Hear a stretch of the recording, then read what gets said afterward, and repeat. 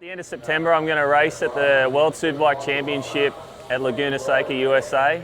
It came about after competing as a wildcard at the first round at Phillip Island, and managed to finish 12th and learned a lot from the race. And further talks with the World Championship, we managed to come up with a plan to go racing over at Laguna, which sort of works for us. We've got some infrastructure in the US as we did a race there last year.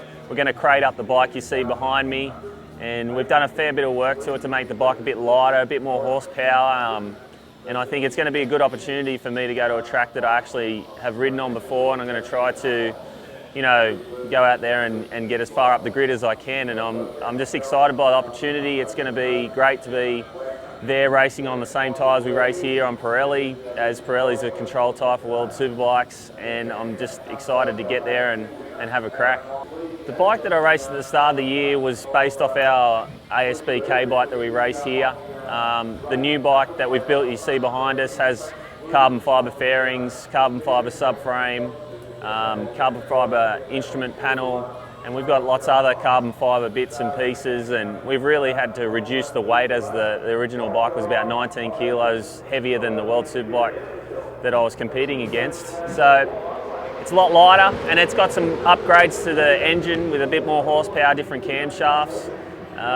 It's obviously going to be different. It's not going to handle the same, but it's everything that we needed to be competitive with the World Superbike guys. We've identified after Phillip Island, and we've worked on, and I'm pretty excited about the bike that's behind us. It's going to be fast, it's going to be light, and it's going to be a hell of a ride.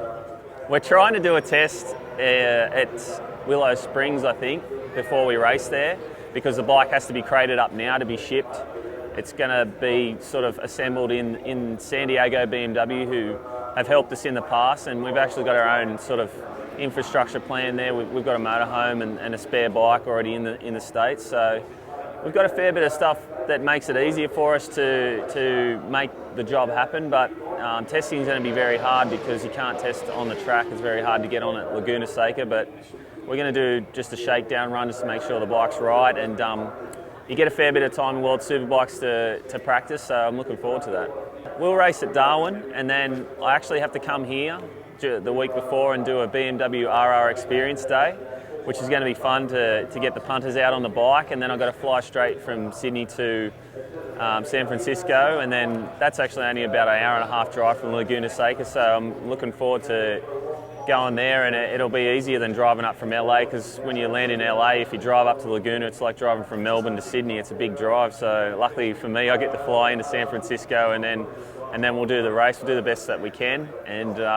hopefully I'll get the next gen Zoom recruitment BMW up in the top 10 World Superbikes, and anything can happen. I'd love to get a win. That's what we're going there for, but we'll just give it our best shot.